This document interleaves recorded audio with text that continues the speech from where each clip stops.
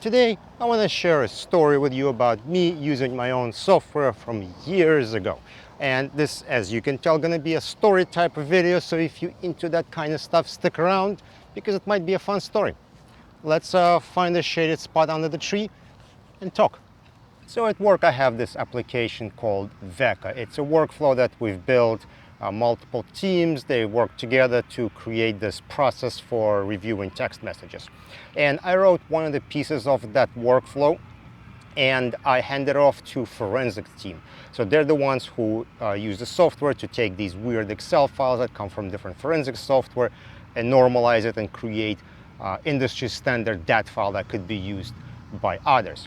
And so one day we having this status call where everyone's talking about projects they're working on, and our forensics team was just absolutely slammed with work. They collect like day and night non-stop, and so they asked like, hey Nikolai, we have this new application export type. We need to build a profile to map the Excel to a DAT file, and we need to actually process the job, get all the data extracted and so on. Can you help us out with that because we're just super busy? And I said, sure, I can do it. I wrote that software. I know how it works.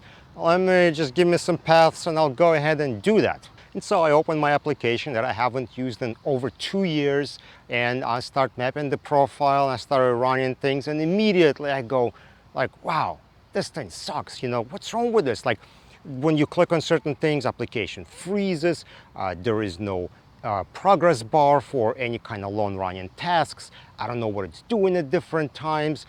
Things are just so weird. It's completely not built up to the standards that I would have built an application right now. So what do?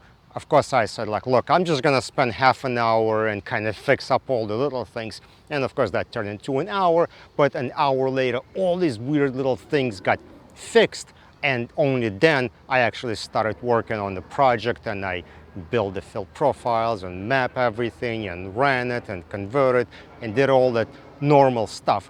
But it was just so annoying to have all these little annoying problems in there that technically they wouldn't prevent me from using the application, but they were just, annoying little things that we're all observe in other software. So what's my point? Why am I telling you this?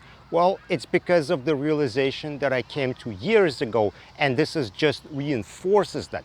If you want developers to build quality software, you have to make them use it, make it part of their job, to actually spend hours, not just test the software, run a quick process, but actually have them take a big project and process, convert, OCR, do whatever it is the end user is going to do. Have developers do it. Now, I know it doesn't really work like that in the real world, but in my experience, that's the best way to get software to work exactly how end users would want it to work, is to have developers use it for extended period of time, and only then they're going to fix up all the little things that would have been annoying to end user. Now in the real world, I don't know if it's even possible to do what I'm saying, but this is my opinion and I'm sticking with it.